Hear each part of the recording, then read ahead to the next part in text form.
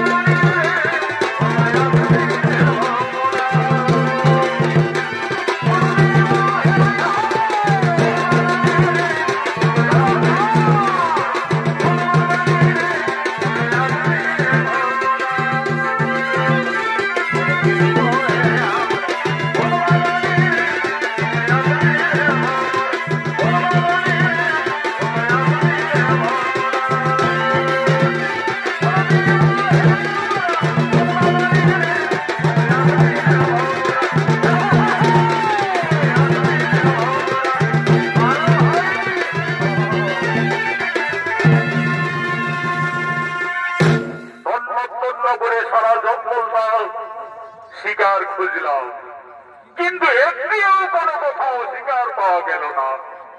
সূর্য প্রায় অস্তাচলে যেতে চলেছে, আজ প্রায় সর্বদিন আমি অনাহারে রয়েছি, কোথাও একটিও শিকার পাইনি।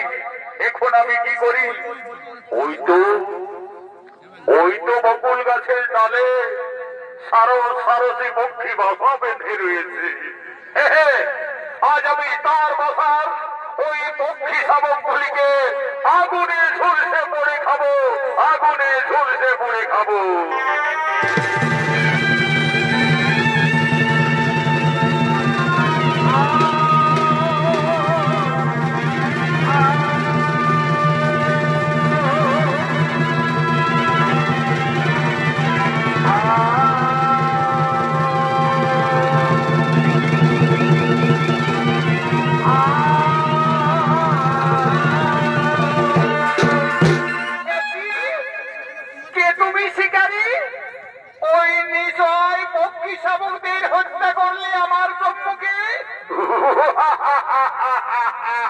সুন্দরী, শিকারীর স্বভাব শিকার করা, আর সারা জঙ্গল আমি খুঁজলাম, কোথাও একটিও শিকার পাইনি।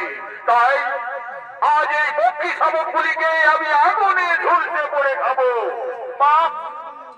সাহস তোর আমার সম্মুখে ওই নিঃসহায় ভক্তি চাবুদের হত্যা করে আগুনে ঝুলছে পড়ে খাবি? এটা তোর পাপ হই না? পাপ পুণ্যকে আমি ভয় করি না সুন্দরী, পাপ পুণ্যকে আমি কোনদিনই ভয় করি না। তবে শুনি যাও নোনাথম, আজ আমার সম্মুখে এই সরসীর সাতটি সন্তানকে তুমি নিঃসহায় ভাবে হত্যা করেছ।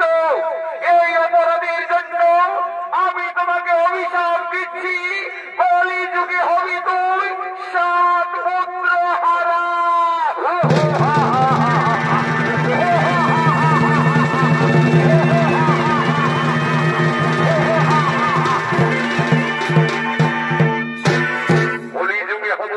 7 পুত্র হারা।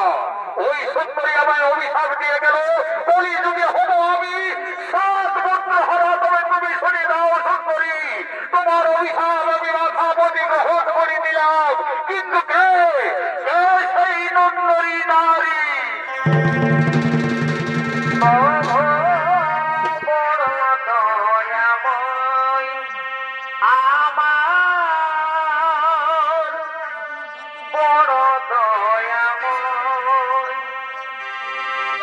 তুমি জীবের পালন করতা করুণাময় প্রভু, বড় দয়াময় আমার, বড় দয়াময়, বড় দয়াময় প্রভু, বড় দয়াময় প্রভু, বড় দয়াময়।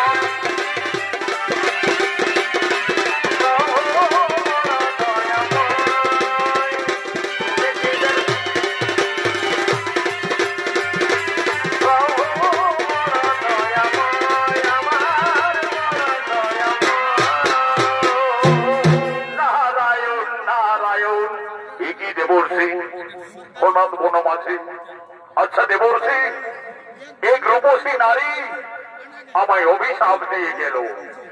বলতে পারো দেবর্ষী সেই রূপসী নারীকে? নারায়ণ নারায়ণ, এই রুদ্রদেব, যে রূপসী নারী তোমায় অভিশাপ দিয়ে গেল তুমি তাকে চিনতে পারলে না। সেই রূপসী নারী হলো সোম দেবী দুর্গা। দুর্গা সোম দেবী একটা শক্তি দেবী দুর্গা আমায় নির্মম ভাবে অভিশাপ দিয়ে গেল, কিন্তু আমি আমার পাপ ধরে আমি তাকে চিনতে পারলাম না। যার জন্য দেব দেবী মানব মানবী যুগ যুগ করে তপস্যা করে সাধনা করে দর্শন পাইলা, সেই মমতাময়ী দেবী আমার স্বেচ্ছায় দেখা দিতে এসেছিল, কিন্তু আমার পাপ চক্ষু দিয়ে আমি তাকে চিনতে পারলাম না। কলিযুগে হতে আমি আমায় 7 পুত্র হারা। মাগো মা, তুমি আমার সঙ্গে ছলনা করলে মা, তবে আমিও প্রতিজ্ঞা করছি মাতা, তোমার অভিশাপে যদি আমি কলিযুগে 7 পুত্র হারা হই, এসে যদি যায় মোর অমূল্য সম্পদ, শেষ হয়ে যায় যদি